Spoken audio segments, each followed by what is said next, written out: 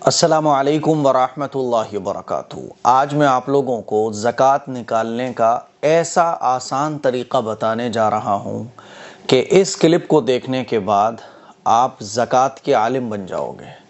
آپ کو پھر انشاءاللہ کسی اور مسئلے کی ضرورت ہی نہیں پڑے گی، کسی اور ویڈیو کو دیکھنے کی ضرورت ہی نہیں پڑے گی۔ زکوٰۃ کس کے اوپر واجب ہوتی ہے، زکوٰۃ کی کاؤنٹنگ کیسے کریں، کیسے کیلکولیشن کریں زکوٰۃ کی کہ ہمارے اوپر زکوٰۃ فرض ہے یا نہیں ہے۔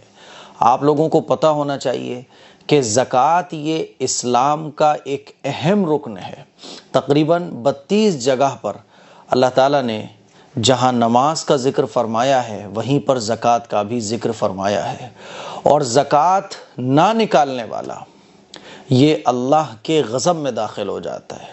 زکوٰۃ جو شخص نہیں نکالتا، اللہ کے نبی صلی اللہ علیہ وسلم کا ارشاد ہے کہ زکوٰۃ نہ نکالنے پر آخرت میں اس شخص کو اتنا سخت عذاب ہوگا کہ اس کا مال اس کی گردن میں گنجا سانپ بن کر ڈال دیا جائے گا اور وہ اس کو ڈسے گا۔ گنجا سانپ اس لیے کیونکہ جو سانپ گنجا ہوتا ہے تو وہ بہت زہریلا ہوتا ہے، اس کے زہر کی سختی کی وجہ سے وہ اس کے بال ختم ہو جاتے ہیں۔ اللہ کے نبی نے ارشاد فرمایا کہ اس کا مال آخرت میں توق بنا کے گنجے سانپ کی شکل میں ڈال دیا جائے گا۔ وہ کہے گا یہ کیا ہے، تو اس کو بتایا جائے گا یہ تمہارا وہ مال ہے جس کی تم نے زکوٰۃ نہیں نکالی تھی۔ جگہ جگہ اللہ تعالیٰ نے زکوٰۃ نکالنے کا حکم دیا ہے۔ اسی لیے ہم تمام مسلمانوں کی ذمہ داری ہے کہ جس طرح سے ہم نماز کو فرض سمجھتے ہیں اسی طرح سے زکوٰۃ کو بھی فرض سمجھیں۔ جس طرح سے ہم رمضان کے روزوں کو اہمیت دیتے ہیں اسی طرح سے زکوٰۃ کو بھی اہمیت دیں۔ زکوٰۃ فرض ہے۔ اب زکوٰۃ کس کے اوپر واجب ہوتی ہے؟ سب سے پہلا سوال یہ آتا ہے کہ زکوٰۃ کس کے اوپر واجب ہوتی ہے، کس کے اوپر فرض ہوتی ہے؟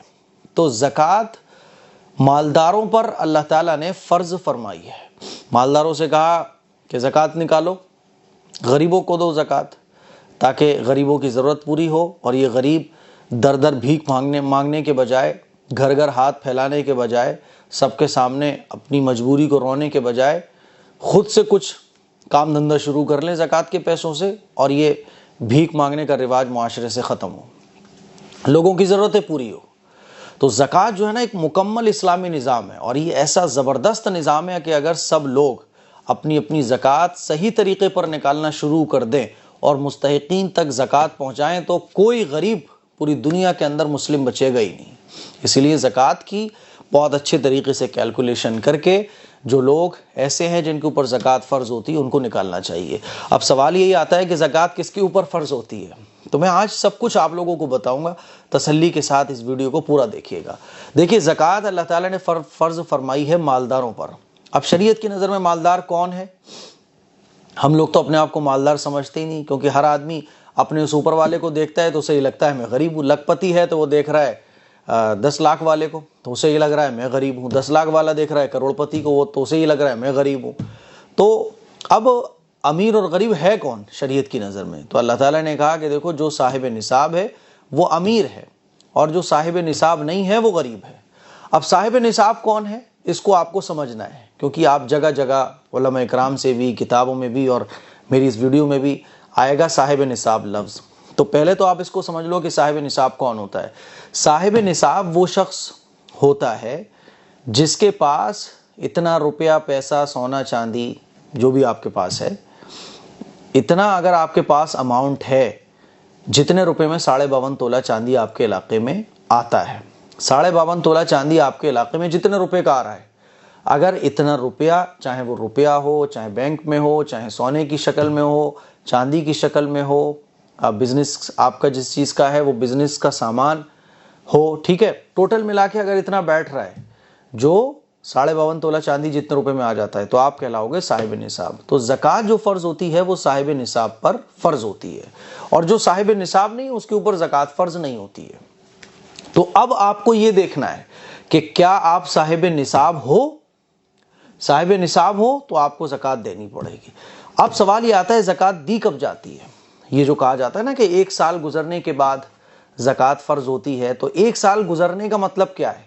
کیا ہمارے پاس جو بھی چیز ہے اس پہ ہر ایک چیز پہ الگ الگ سال گزرنا مراد ہے؟ اس کا مطلب کیا ہے؟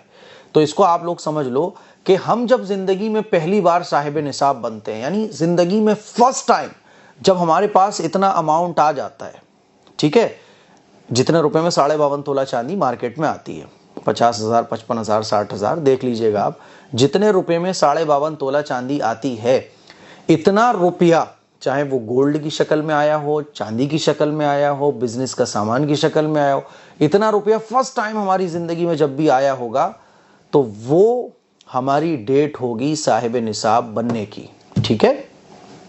اب اس ڈیٹ کے ٹھیک 1 سال کے بعد اسی ڈیٹ میں ہمارے اوپر زکوٰۃ کی کیلکولیشن کرنا فرض ہوگی، زکوٰۃ نکالنا فرض ہوگی۔ اب چونکہ عام طور پر لوگوں کو یہ پتا ہی نہیں ہوتا کہ ہم صاحب نصاب فرسٹ ٹائم لائف میں کب ہوئے تھے، اب جب پتہ ہی نہیں ہوتا تو لوگ عام طور پر رمضان میں زکوٰۃ نکالتے ہیں، ہے نا، ایسے ہی ہوتا ہے نا، رمضان میں زکوٰۃ نکالتے ہیں، حالانکہ یہ صحیح طریقہ نہیں ہے۔ صحیح طریقہ یہی ہے کہ جب آپ فرسٹ ٹائم صاحب نصاب بنے تھے ٹھیک اس کے 1 سال کے بعد، اب لیکن ہمیں پتہ ہی نہیں ہوتا کہ ہم فرسٹ ٹائم صاحب نصاب کب بنے تھے، زیادہ تر 99.9% لوگوں کو پتہ ہی نہیں ہوتا، تو لوگ رمضان میں زکوٰۃ نکال دیتے ہیں۔ رمضان میں بھی اگر آپ زکوٰۃ نکال رہے ہیں، اب چونکہ ہمیں اپنے صاحب نصاب ہونے کی ڈیٹ ہی نہیں پتہ، اسی لیے کوئی ایک ڈیٹ آپ رمضان کی فکس کر لیجئے، ٹھیک ہے۔ یہ نہیں کہ رمضان میں جب من ہوا تو پورے رمضان میں آپ سوچو کہ چلو جب چاہو جب زکوٰۃ نکال دیں گے، یہ طریقہ ٹھیک نہیں ہے۔ اب کوئی ایک ڈیٹ آپ سیٹ کر لیجئے، رمضان میں زکوٰۃ نکالنا آسان ہوتا ہے اور رمضان میں ایک ماحول بنا ہوا ہے، لوگ رمضان میں ہی زکوٰۃ نکالتے ہیں، ٹھیک ہے، تو آپ پھر رمضان کی ہی کوئی ایک ڈیٹ سیٹ کر لیجئے، لیکن ایک ڈیٹ سیٹ کر لیجئے۔ یہ نہیں ہونا چاہیے کہ پہلے رمضان میں نکال دی، پھر کام دھندے پھنسے ہوئے تھے، چلو اب 10ویں رمضان میں نکال دیں گے، یہ نہیں۔ ہر سال کی کوئی ایک چاند کی تاریخ آپ سیٹ کر لیجئے کہ اس چاند کی تاریخ میں مجھے کیلکولیشن زکوٰۃ کی کرنی ہے۔ اگر آپ کے اوپر زکوٰۃ فرض ہو رہی ہے تو نکالیے آپ زکوٰۃ جتنی بھی نکل رہی ہو، نہیں فرض ہو رہی تو کوئی بات ہی نہیں ہے۔ اب وہ جو ایک ڈیٹ آپ سیٹ کر لو گے، مثال کے طور پہ چاند کی 10 تاریخ آپ نے رمضان کی سیٹ کر لی، اب ہر سال ساری زندگی آپ کو چاند کی 10 تاریخ میں زکوٰۃ کی کیلکولیشن کرنی پڑے گی، ٹھیک ہے۔ جس دن آپ کیلکولیشن کرو گے تو اس تاریخ میں جو آپ نے تاریخ سیٹ کر لی ہے 10 تاریخ، ہر سال 10 تاریخ کو آپ زکوٰۃ کی کیلکولیشن کرو گے اور اس 10 تاریخ میں جتنا اماؤنٹ آپ کے پاس ہوگا سب کا ٹوٹل لگا کے جتنا ہوگا، پھر اس کی 2.5% کے حساب سے 40واں حصہ زکوٰۃ کا نکلے گا۔ 1 لاکھ میں 2,500 روپے اس حساب سے آپ کو زکوٰۃ نکالنی پڑے گی۔ اب 10 تاریخ کو ہر سال چاند کی آپ زکوٰۃ کا پورا حساب لگائیں، جتنی آپ کے اوپر زکوٰۃ بن رہی ہے وہ نوٹ کر لیں، چاہیں تو اسی دن ادا کر دیں یا اتنا اماؤنٹ نکال کے الگ رکھ دیں، یا آپ ڈائری پہ نوٹ کر لیں۔ مان لیجئے آپ کے اوپر آپ کے پاس 1 لاکھ روپے آئے تو 2,500 روپے آپ کے زکوٰۃ کے بن رہے ہیں، آپ 2,500 روپے اسی دن فوراً دے دیں کسی غریب کو، یا اتنا روپے الگ نکال کے رکھ دیں، یا پھر آپ ڈائری میں لکھ دیں کہ 2,500 روپے میرے پاس اس سال کی زکوٰۃ بن رہی ہے۔ اب وہ 2,500 روپے آپ چاہیں تو 1 مہینے بعد دے دیں، چاہیں 2 مہینے بعد دے دیں، چاہیں پورے سال میں دے دیں، لیکن اس چاند کی ڈیٹ میں جو ڈیٹ آپ نے سیٹ کی ہے ہر سال آپ کو زکوٰۃ کی کیلکولیشن کرنا ضروری ہوگی۔ اور خواتین پر بھی زکوٰۃ فرض ہوتی ہے، مردوں پر بھی زکوٰۃ فرض ہوتی ہے۔ آپ کے جو بھی سوالات ہوں اس پوری کلپ کو دیکھنے کے بعد، کوئی بھی چیز اگر آپ کو سمجھ میں نہ آئے تو کمنٹ کیجئے گا، کمنٹ ضرور کیجئے گا، میں انشاءاللہ نیکسٹ کلپ آپ لوگوں کے کمنٹس پر بنانے کی کوشش کروں گا۔ زکوٰۃ کے مسائل سمجھنا ہر ایک پر لازمی ہے۔ اب زکوٰۃ کی کیلکولیشن کیسے کریں گے، یہ سوال آتا ہے۔ اب زکوٰۃ کی کیلکولیشن کرنا سیکھیے کہ زکوٰۃ کی جب ہم کیلکولیشن کریں گے تو کون کون سی چیزوں کو ہم جوڑیں گے اور کون کون سی چیزوں کو ہم مائنس کریں گے۔ تو سب سے پہلے میں لسٹ آپ کو دے رہا ہوں کہ جس دن آپ زکوٰۃ کا حساب لگائیں گے اس دن آپ کو ان چیزوں کو جوڑنا ہے، ٹھیک ہے۔ ایک کالم بنا لیجیے، آپ یہ ساری چیزیں آپ کو جوڑ لی ہیں، اگر آپ کے پاس ہوں، جو نہ ہو تو ان کو ہٹا دیجئے گا اور جو ہیں تو ان کو جوڑ لیجئے گا، ٹھیک ہے۔ پھر اس کے بعد میں آپ کو بتاؤں گا کہ اس میں سے مائنس کیا کرنا ہے، ٹھیک۔ تو نمبر 1 سونا، چاہے وہ کسی بھی صورت میں ہو، چاہے وہ زیور کی شکل میں ہو، چاہے وہ ڈلی کی شکل میں ہو، سونا آپ لکھ لیجئے کہ آپ کے پاس اتنا سونا ہے، ٹھیک۔ چاندی، یہ بھی چاہے جس فارمیٹ میں ہو۔ نقدی، کیش آپ کے پاس जैसा भी है, चाहे वो जिस मकसद के लिए आपने रखा हो, चाहे बच्चों की शादी के लिए रखा हो, उम्रे के लिए रखा हो, जो भी है, जो कैश आपके पास है वो भी लिख लीजिए। ठीक है। नंबर 4, बैंक बैलेंस, आपके बैंक में आपका अमाउंट कितना है वो भी लिख लीजिए। नंबर 5, किसी को उधार या आपने कोई अमानत के तौर पर रकम दी है रखने के लिए, वो भी आप लिख लीजिए, जोड़ लीजिए। ठीक है। सिक्योरिटी में दी गई रकम, आपने कोई रकम सिक्योरिटी में दी थी, वो भी लिख लीजिए। इंश्योरेंस या कोई पॉलिसी में आपने रकम जमा करवा रखी है, आपकी कोई पॉलिसी चल रही है, वो पैसा भी, वो अमाउंट भी आप लिख लीजिए। गैर मुल्की करेंसी, मान लीजिए आपके पास डॉलर्स हैं या आपके पास रियाल हैं, तो वो भी आप लिख लीजिए, और वो मौजूदा रेट के हिसाब से आप लिखोगे, यानी जिस दिन आप ज़कात की कैलकुलेशन कर रहे हैं उस दिन उसकी रेट क्या है। ठीक है। बॉन्ड्स, मुख्तलिफ सर्टिफिकेट, जितने भी बॉन्ड्स हैं आपके, वो भी आप लिख लीजिए। इसी तरह से आपने कोई फंड वसूल किया है किसी से, वो भी आप लिख लीजिए। ठीक है। बिजनेस का सामान, आपका मान लीजिए कपड़े का बिजनेस है, तो जितना भी आपकी दुकान में कपड़ा है वो सारा का सारा आप लिख लीजिए, 1 लाख का, 2 लाख का, जितना भी हो। ठीक है। इसी तरह से बेचने की नीयत से, आपने कोई प्लॉट खरीदा है, आपने कोई बाइक खरीदी है, आपने कोई कार खरीदी है, तो बेचने की नीयत से आपने जो भी चीज़ खरीदी है वो भी जोड़ लीजिए। इसी तरह से कच्चा माल, आपका कोई गोदाम है तो उसमें जो कच्चा माल आपका पड़ा हुआ है जिससे आप माल बनाओगे बेचने के लिए, वो भी आप जोड़ लीजिए। तो ये सारी जो लिस्ट मैंने आपको दी है, 2, 4, 6, 8, 10, 12 चीज़ें हैं, बनती हैं ये टोटल। तो ये सारी की सारी चीज़ें आप जोड़ लीजिए, इन 12 में से जो आपके पास हो वो आप जोड़ लीजिए। अब मान लीजिए सारी चीज़ों को आपने जोड़ा तो लिस्ट बन रही है 5 लाख रुपए की। ठीक है। 5 लाख रुपए की आपकी लिस्ट बन रही है। अब 5 लाख रुपए का आपके पास अमाउंट है इस फॉर्मेट में, इस शक्ल में। ठीक है। अब इसमें से आपको माइनस क्या करना है। ठीक है। ये प्लस कर लिया आपने कि टोटल अमाउंट आपके पास एक्चुअल इतना है। अब इसमें से माइनस करना है आपको। क्या क्या माइनस करना है। आपने किसी से कर्जा लिया है, वो माइनस कर दीजिए, लिख लीजिए आप इतना कर्ज आपने लिया है।